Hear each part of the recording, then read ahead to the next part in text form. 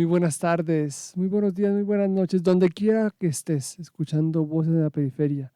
Arrancamos una nueva saga de filosofía de la tecnología, el transhumanismo, todos los temas que ahorita nos están confrontando e invitando a un debate filosófico alrededor de lo que le está pasando al mundo y de los avances científicos.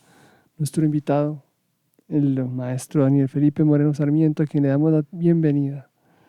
Muchísimas gracias por estar con nosotros siempre. Y este primer tema es ni más ni menos que Introducción a la Tecnociencia.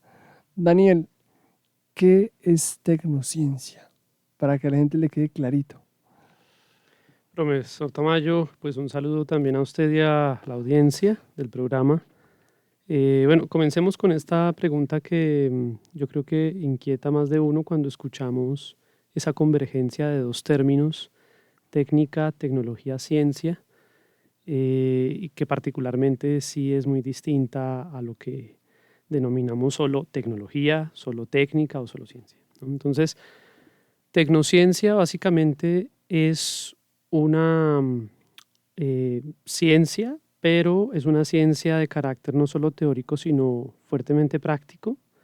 Y esa praxis es modificadora especialmente del mundo, es decir, modifica las circunstancias sociales, modifica el mundo externo a nosotros, los seres humanos, pero también tiene la capacidad de modificar nuestra manera de ser, nuestra manera de vivir, nuestras conductas, y por lo tanto nuestra manera de actuar. Entonces, sí es un fenómeno mucho más complejo que solo cuando hablamos únicamente de ciencia o cuando hablamos únicamente de tecnología o de técnica, cada una de estas aparte, ¿no? Entonces, digamos que es un grado a partir del cual podemos distinguir técnica, tecnología y tecnociencia, que son fenómenos bastante complejos de desarrollar a nivel industrial, que son bastante complejos por todas las disciplinas que intervienen. Es un campo fuertemente interdisciplinar porque hacen parte de ese abordaje ciencias humanas, ciencias empíricas, ciencias formales, ciencias ingenieriles, ¿no? Y todas estas en un solo momento interviniendo para desarrollar un solo producto tecnocientífico a gran escala, que es lo que hoy llamamos tecnología de punta, ¿no? Increíble. Hay algo bien particular y es que la sociedad está viviendo una evolución que se nos sale muchas veces de los criterios que veníamos manejando a nivel racional. Toda esta tecnociencia nos invita a pensar en que hoy se está hablando de microciencia, macrociencia, tecnociencia. ¿Qué sería en ese orden de ideas microciencia? ¿Qué sería macrociencia? ¿Qué sería tecnociencia en términos de diferencias? ¿Qué es la microciencia, por ejemplo? Tal vez históricamente ubicándonos, eso nos pueda llegar a ayudar bastante y es, se le llama microciencia al periodo de la emergencia de la edad moderna con el desarrollo de la ciencia y evidentemente el fuerte esquema racionalista, empirista, que pues contiene ese contexto, ¿no? En el que las ciencias tienen su gran éxito. O sea, ciencias como la física, ciencias como posteriormente la química y la biología lo tuvieron siglo XVIII-XIX especialmente, pero estamos hablando acá entonces de una pequeña ciencia, ¿no? O microciencia también, como se le llama. ¿Por qué? Porque es ciencia a la que se le atribuyen a ciertos individuos muy concretos, ¿no? Voy a poner un ejemplo como Copérnico, Kepler, Galileo, Tycho Brahe, ¿no? Newton. Son personajes que son conocidos en la historia de la cultura precisamente porque sus obras y sus contribuciones a las distintas disciplinas nacientes, en ese caso matemática, astronomía, física, por ejemplo, pues se vieron favorecidas por estos grandes genios, ¿no? de la ciencia moderna. Pero detallemos esto, ¿no? Estamos hablando desde un individuo. Esto no implica que estos individuos no estén en contacto con un contexto social y que también, por lo tanto, tengan una tradición histórica que hay que revisar muy puntualmente, ¿no? Y que hayan heredado esa tradición. No se está negando eso, solo que hay individuos muy importantes con obras muy discientes, ¿no? Que se están publicando y se están dando a conocer de forma global para que se conozca una propuesta científica que en verdad está renovando el conocimiento. Nos está dando cuenta esa teoría o hipótesis, ¿no?, de una nueva manera de ver el mundo, de una forma de cosmovisión diferente a la medieval, a la antigua, ¿verdad? Entonces es eso un poco, ¿cierto? Pero claro, el tema es que esta microciencia no es la misma en el marco, por ejemplo, de la Segunda Guerra Mundial. Después de la Primera Guerra Mundial, lo que nosotros empezamos a ver es que en el orden de la actividad científica, y en esto quiero ser muy puntual porque no es esta una revolución que se da en el campo epistemológico, como en el sentido del conocimiento, sino más bien en cómo hacemos ciencia, cómo producimos conocimiento. La actividad científica cambió después de la Primera Guerra Mundial. O sea que hay microciencia hasta la Primera Guerra Mundial, de alguna manera. Exacto. Hay O sea, hasta el microciencia año hasta ahí. 1918 hablamos de microciencia. O sea, Ujú. macrociencia sería la evolución de la ciencia después de la Primera Guerra Mundial hasta más o menos lo que estamos viviendo ahorita. Más o menos, sí. Yo diría que hasta la década de los 60, 70 podemos hablar claramente de esta macrociencia. Entonces, esta actividad científica que ha venido mutando en esas décadas, de la década de los 20 a la década de los 60, 70, vamos viendo que ahora las investigaciones la hacen es centros de investigación financiados por el Estado, ¿no? Un ejemplo es Estados Unidos y la Unión Soviética. Durante ese gran periodo de la Segunda Guerra Mundial y de la Guerra Fría, lo que estamos viendo es la emergencia de una nueva forma de actividad científica, muy distinta a la anterior. Ya no tenemos a un Newton, ya no tenemos a un Galileo, sino que tenemos centros de estudio y de investigación científica a gran escala, donde están interviniendo un montón de mentes, ¿no?, con un montón de estructuras políticas gubernamentales, también con finalidades militares y además con financiación de entes, en ese caso, solo gubernamentales. Pero, o sea, ¿cuánto se invertía en estos proyectos, ¿no? Entonces es eso, ¿no?, que la gestación de esos contextos históricos en la Europa de ese momento va marcando una frontera muy distinta a la ciencia moderna ilustrada, ¿no?, de Newton, por ejemplo, ¿no? Entonces, ese es un poco que empezamos a ver que van interviniendo científicos, ingenieros, pero también militares, políticos, burócratas, ¿no? Y todo eso va formando un conglomerado institucional muy fuerte para llegar a hablar de sistema científico y tecnológico, ¿no? Entonces, por ejemplo, el proyecto Manhattan, ¿no? La bomba atómica. Exactamente, el CERN, ¿no?, en Europa, ¿cierto? El MIT. Pero todo tiene que ver con energía, con lo nuclear, con lo militar, de alguna manera. O sea, la evolución militar tiene que ver con la evolución científica y viceversa. Sí, yo creo que las ciencias militares deben ser profundamente revisadas porque tienen muchísimo que ver en el desarrollo de la ciencia contemporánea, o bueno, digamos, del siglo XX, y en el siglo XXI tienen una incidencia aún más fuerte. Habrá que verlo, digamos, que con el asunto de la tecnociencia. E insisto en esto de la macrociencia, ¿por qué? Porque es el primer periodo de la tecnociencia. O sea, estos son los pequeños pasos a lo que hoy estamos enfrentando. Que sería la tecnociencia ya en su esplendor o en sus albores, porque ya uno no sabe qué decir. En sus albores, digamos que estamos viendo una entrada, un gran siglo de oro del desarrollo de diferentes tecnociencias. Esa es la siguiente escala a nuestra inquietud del podcast de hoy. Como se puede hablar de tecnociencia, microciencia, macrociencia, me imagino que la tecnociencia tiene tecnociencias, está dividida. Y la pregunta sería, ¿esas tecnociencias cuáles son en su más importante proyección y cuál es el impacto que tenemos a nivel social de las tecnociencias? Bien, sí, es una cuestión compleja también de abordar, pero empecemos hablando de algunos tipos principales. Las ciencias ya existentes van teniendo entonces cambios en su actividad científica. Vuelvo a insistir en su producción de conocimiento. Incluso empezamos a hablar de producción de conocimiento ya en ese contexto, cuando emerge la macrociencia. Entonces, la producción de conocimiento que se lleva a cabo desde la tecnociencia implica una convergencia entre ingenieros, científicos y políticos. Por lo tanto, entonces, ya no hablamos solo de matemáticas puras o matemáticas aplicadas, hablamos de tecnomatemáticas, que es lo que hoy llamamos ciencias de la computación, es lo que hoy llamamos ingeniería de sistemas, es lo que llamamos también inteligencia artificial, es lo que llamamos cibernética. Esos distintos asideros disciplinarios convergen en esto, en que todas estas son formas de tecnociencia. De alguna manera, ingenieros y científicos tienen que ver o enfrentarse a los mismos contenidos temáticos, casi siempre, o a los mismos problemas, ¿no? Epistemológicos, de teoría del conocimiento, en su disciplina, ¿no? Pero tienen que enfrentarse con los problemas también de otros campos, ¿no? Entonces, los que estudian inteligencia artificial se están enfrentando a la formación que reciben los ingenieros de sistemas, ¿no? Lo mismo aquellos que estudian la ciencia de datos o ciencias de la computación, están también bebiendo como de una misma fuente.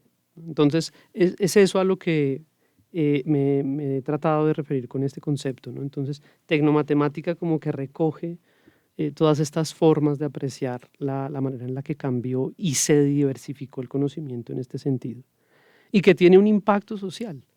Entonces, es allí cuando nos preguntamos por el marco político que hoy tiene la inteligencia artificial, ¿no? Si hay una ética de la inteligencia artificial. Lo mismo, si para los científicos de datos existen o no estos compromisos éticos o políticos. Y va teniendo un impacto entonces social que nos altera en el mundo laboral, en el mundo académico o educativo, que nos altera también en el mundo del entretenimiento. Es decir, vemos entonces que estas fronteras se empiezan a cruzar rápidamente y sobre todo que los mecanismos de estas tecnociencias son acelerados. Y esto es solo un ejemplo, ¿no? Pero existen también tecnociencias en el sentido, digamos, de vinculadas a la astronomía, por ejemplo. Entonces hablaríamos de una tecnoastronomía, ¿no? La aeronáutica, ¿cierto? Todo el desarrollo de drones, por ejemplo. Todo eso tiene que ver con esas formas de entender el nuevo conocimiento aplicado y práctico. Al igual, la tecnofísica, la tecnoquímica, la tecnomedicina. O sea, estas son diferentes ciencias que finalmente nos están hablando de una revolución que viene dándose históricamente en diferentes momentos históricos y que su gran impacto se nota en la vida social. Muy interesante. Hay una inquietud que yo tengo y es ese impacto social está abordando y está abarcando a toda la sociedad, ¿no es cierto? Yo creo que el hecho de que tengamos hoy acceso a las tecnologías digitales, esto ya nos implica en ese impacto del que hablo de las tecnociencias, ¿cierto? Pero sin duda las sociedades que aún hoy no tienen una forma sólida de ingreso a las tecnologías digitales e informáticas, no están siendo afectadas directamente por este coletazo del desarrollo de las tecnociencias, pero indirectamente sí. Y esas tecnociencias a nivel ético están siendo revisadas porque es que anteriormente cuando estábamos arrancando este diálogo, usted nos mencionaba que es importantísimo comenzar a revisar las cosas. Y me imagino que la revisión tiene que ver con la pregunta ética, porque es que no es solamente avanzar y avanzar y avanzar, sino revisar de qué forma estamos avanzando. Sí, no es un progreso indefinido sin sentido, ¿no? Lo que nos tenemos que empezar a preguntar son los fines de la actividad tecnocientífica. Y esto claramente va mucho más allá de los que desarrollan las tecnociencias. ¿Mm? No es una pregunta, digamos, tecnocientífica, es una pregunta ya de carácter ético o de filosofía moral, ¿no? Y por lo tanto, sí es importante que ya se ha empezado a hacer que cada una de las disciplinas empiece a desarrollar una conciencia de su propia profesión en el sentido ético y político. Es decir, que empecemos a hablar de una ética de la cibernética, ¿sí? Una ética de los desarrolladores del Big Data, una ética de la inteligencia artificial, de la genómica, de la biomédica, ¿no? Y lo mismo, un discurso político que trate de marcar fronteras, ¿no? Aquí hay que aplicar como una especie, lo que llamaba Hans Jonas, una especie de heurística del miedo. O sea, nos vamos a enfrentar a grandes problemas en el futuro que viene, ¿verdad? Y esos grandes problemas que nos podemos imaginar o que podemos de alguna manera predecir, nos vienen augurando una serie de cosas que pueden pasar y que podemos evitar a tiempo, ¿no? Haciendo esas proyecciones. Entonces es eso, ¿qué miedos tenemos hoy como sociedades tecnocientíficas? Y esos miedos tratémoslos de evitar, es decir, para que la distopía no se cumpla, para que no la estemos viviendo en algunas décadas más adelante, pues tratemos de hacer una conciencia pública de este tipo de fenómenos para que esto también se vuelva finalmente una política pública que tenga un asidero práctico en la realidad, que se le exija a los entes privados y gubernamentales también cierto detenimiento en esos casos del impacto que esas tecnologías o desarrollos tienen, ¿no? Y toda esta reflexión entonces es demandante, es interdisciplinar. Una gran necesidad del futuro que se nos aproxima es que ya no solo nos formemos como ingenieros, como físicos, como matemáticos, sino que seamos capaces de articular varias disciplinas y creo que la filosofía sigue siendo fundamental para eso, ¿no? Es arquitectónica, finalmente, ¿no? Puede orientar. Es estructural, o sea, puede que, digamos, en términos de epistemología de cada una de las ciencias, pues la filosofía no esté técnicamente involucrada con cada una de ellas, pero las ciencias separadas de la filosofía y de la ética, pues no van a ningún lado. Exacto. Entonces, por eso necesitamos que el futuro interdisciplinar, que es necesario y demandante, pues también se una a un diálogo con la filosofía, por ejemplo, de la tecnología, la filosofía moral, la filosofía política, que da esos referentes finalmente universales que necesitamos para solucionar muchos de esos problemas. Tecnociencia, casi que una cápsula de tecnociencia. Espectacular este podcast, corto y a la yugular, como dicen por ahí, ¿no? Al grano. Reflexión final, maestro Daniel Felipe Moreno Sarmiento. Bueno, lo primero, que es algo que he querido anunciar con esto de las tecnociencias, es estamos viviendo ya una revolución, no en la forma en la que conocemos o en la forma en la que se ha supuesto el conocimiento históricamente, tal y como se ha desarrollado hasta este momento, sino que es una revolución de la actividad científica, ¿no? Estamos haciendo ciencia de una manera muy distinta. Y de eso tenemos primero que adquirir conciencia, tener claro cuáles son esos referentes a los que nos estamos enfrentando. Creo que eso es necesario. Primero eso. Lo segundo, que no es solo ser consciente de estos cambios que venimos viviendo a través de esas diferentes tecnociencias, sino cómo a partir de nuestras vocaciones profesionales podemos contribuir interdisciplinarmente a ese diálogo construido con diferentes marcos y puntos de vista para que los problemas tan complejos de solucionar puedan sortearse rápidamente y a tiempo. Es que estamos corriendo en contra del tiempo. Acá la dificultad es esa. Y lo tercero es que también para las universidades un llamado es a tratar de fundar escuelas que trabajen más que por las especialidades, que hay necesidad de seguirlas trabajando sin duda, pero que trabaje también sobre todo por la integración del conocimiento. Entonces, una sinergia del saber. Sí, eso es fundamental, sobre todo encontrar unidad en tanta multiplicidad. Y por eso digo que la filosofía sigue siendo muy orientadora para esto. O sea, una cosmología del saber cuyo eje central debe ser la filosofía como una manera de bisagra. O sea, que por la filosofía pase todo.